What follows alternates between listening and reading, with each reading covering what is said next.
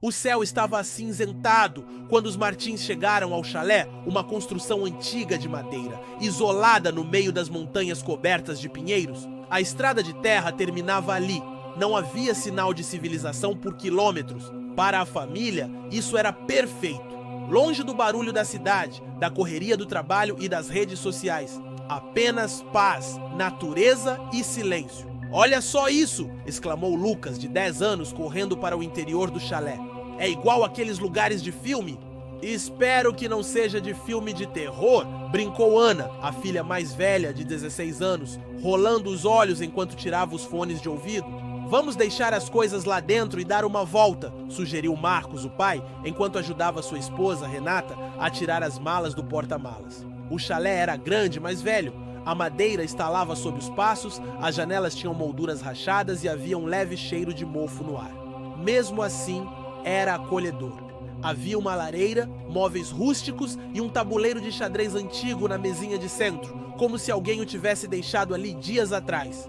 Renata notou algo estranho assim que entrou. Um quadro de uma floresta pendurado acima da lareira. Era pintado com traços escuros e distorcidos. O mais curioso era que parecia recente, contrastando com o estilo antigo do resto da decoração. "Alguém esteve aqui recentemente?" perguntou franzindo o senho. "Segundo o dono, o chalé está vazio há semanas", respondeu Marcos pegando o celular.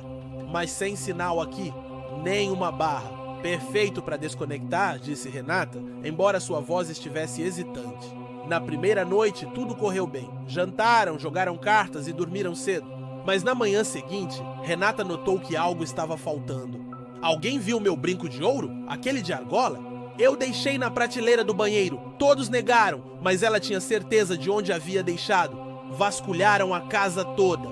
Nada." "Deve ter caído no ralo", disse Marcos, tentando não dar importância.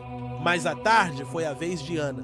Seu carregador de celular desapareceu. Ela jurava tê-lo deixado sobre a mesa da cozinha. "Deve ter caído no chão", murmurou Renata, mas o tom de sua voz não era convincente. Naquela noite, enquanto jogavam dominó na sala, Lucas parou de repente. "Cadê o Tobias?" "O quê?" perguntou Marcos. "Meu boneco. Aquele de dinossauro. Eu trouxe ele na mochila. Ele estava na cama agora há pouco." A busca foi intensa. Vasculharam o chalé inteiro, até abriram as gavetas da cozinha e olharam embaixo dos sofás. Nada. O boneco simplesmente havia desaparecido.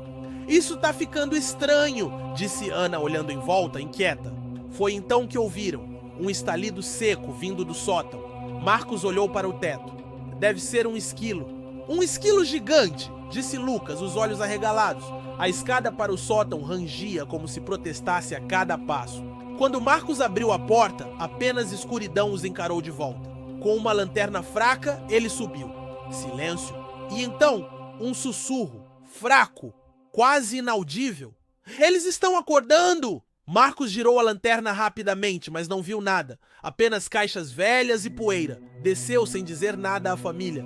Era só o vento. Tudo certo lá em cima. Mas sua expressão dizia o contrário. Na manhã seguinte, a floresta em volta do chalé estava coberta por uma névoa densa. Era como se o mundo lá fora tivesse desaparecido. Quando Marcos abriu a porta da frente, não conseguia ver nem 5 metros à frente. Tudo estava branco, imóvel, opressivo. "Gente, a névoa está estranha hoje", disse ele, tentando manter o tom leve. Renata chegou atrás dele e parou de súbito. Seus olhos se fixaram em algo no chão. Pegadas, pequenas, descalças, indo do meio da floresta até a porta do chalé. Como se alguém tivesse caminhado até ali durante a noite. Mas não havia pegadas de volta. "Isso não é normal", murmurou. "Deve ter sido uma brincadeira de algum caçador", respondeu Marcos, embora estivesse mais pálido do que antes. O dia passou arrastado. O clima no chalé era pesado, abafado. Ninguém conseguiu relaxar. Lucas tentava brincar, mas olhava nervoso pelas janelas, como se sentisse algo lá fora. Ana ficou trancada no quarto ouvindo música, mas depois apareceu reclamando. "Mãe, alguém entrou no meu quarto?" "Não." "Então por que meu caderno está rasgado?" Ana mostrou o caderno. As últimas páginas estavam cortadas ao meio, como se algo tivesse sido arrancado com força. "Alguém tá querendo assustar a gente", disse ela. Não tem outra explicação. À noite, a neblina parecia mais espessa, Quando Marcos tentou acender a lareira, percebeu que a lenha tinha sumido. Toda a pilha que deixaram ali na primeira noite, desaparecida. Isso é impossível, resmungou. Com frio, tensão e medo se acumulando, todos foram dormir cedo, ou tentaram. Às 3 da manhã, Renata acordou com um barulho vindo da cozinha. Um arrastar, como se algo estivesse sendo puxado lentamente pelo chão. Levantou devagar, passou pelo corredor escuro, o coração batendo forte. Na cozinha, ninguém. Mas a porta dos fundos estava aberta.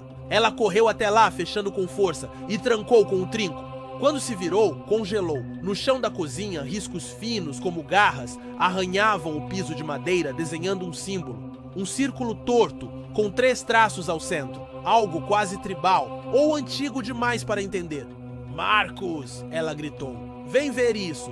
Mas quando ele chegou, o símbolo tinha desaparecido, como se nunca estivesse ali. O dia seguinte foi pior. Sem sinal, sem internet, e agora a estrada de terra estava bloqueada por uma árvore caída. A neblina ainda cobria tudo. Não dava para enxergar o caminho nem tentar sair de carro. Estamos presos aqui, disse Ana, sentada no sofá com os olhos vermelhos. Renata tentava manter a calma, mas seus olhos estavam fundos. Marcos caminhava de um lado para o outro, carregando um machado velho que encontrou no galpão dos fundos. Ninguém mais sai sozinho! Ninguém!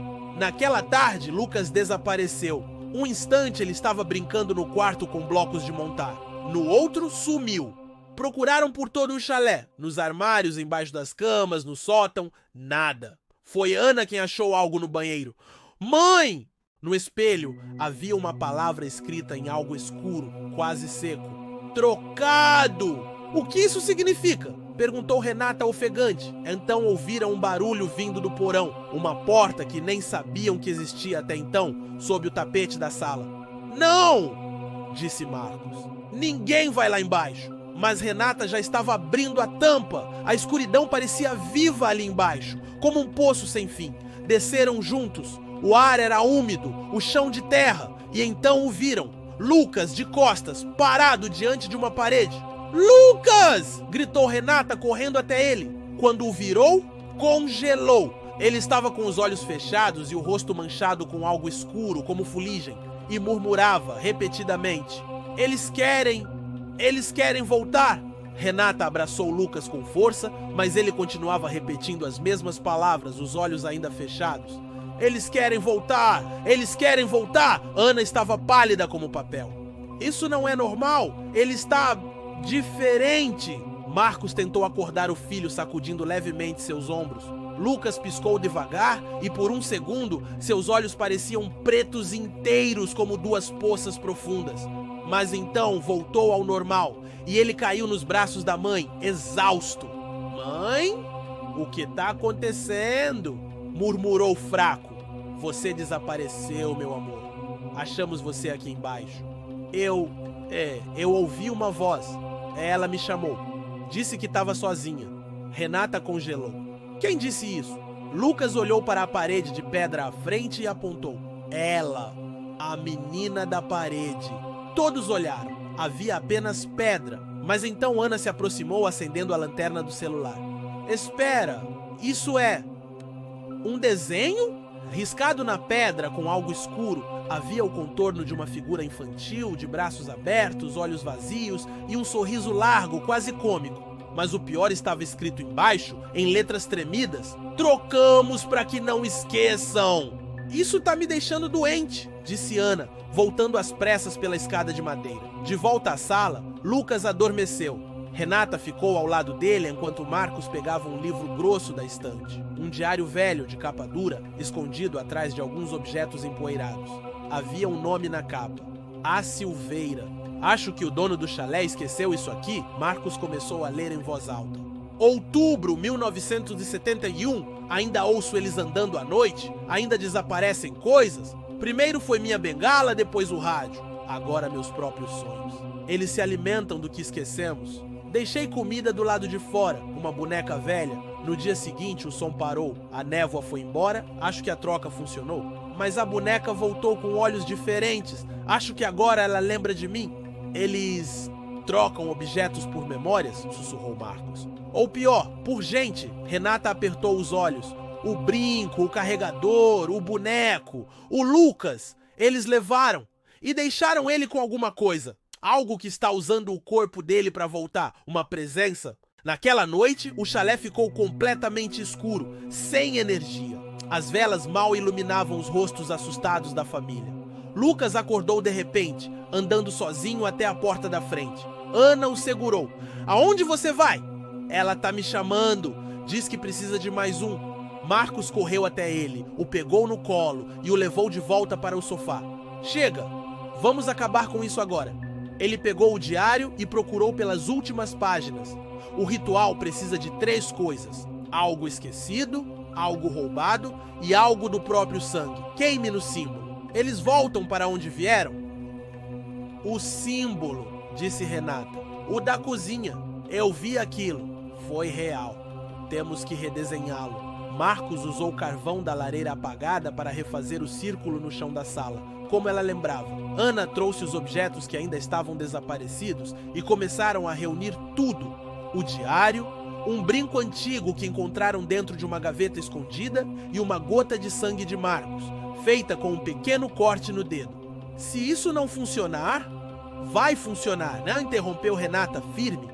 Quando jogaram os itens no centro do símbolo e acenderam o fósforo, o fogo subiu com um clarão azul. O chalé tremeu. De dentro das paredes ecoaram gritos finos, quase infantis. E então, silêncio! Lucas desmaiou. A névoa começou a se dissipar pela janela. Pela manhã, o céu estava limpo. A árvore que bloqueava a estrada havia caído ainda mais, mas agora podiam contornar. O sinal de celular voltou e conseguiram ligar para a polícia. No relatório, disseram apenas que encontraram pegadas de crianças no mato, vestígios de antigos cultos pagãos e um diário de um morador que desapareceu na década de 70. O chalé foi interditado. Renata, Marcos, Ana e Lucas voltaram para casa. Tentaram esquecer, mas algo os seguia. Lucas começou a falar com alguém que chamava de a menina do escuro. Ana passou a esquecer coisas simples. Onde estava, o nome do próprio colégio, até mesmo rostos. E Renata, às vezes acordava à noite, com os olhos fixos no espelho do quarto, onde por uma fração de segundo via um círculo com 3 traços gravado no vidro, que logo desaparecia. Eles achavam que tinham vencido, mas aquilo nunca quis vencer. Quis lembrar, quis voltar e, acima de tudo, quis trocar.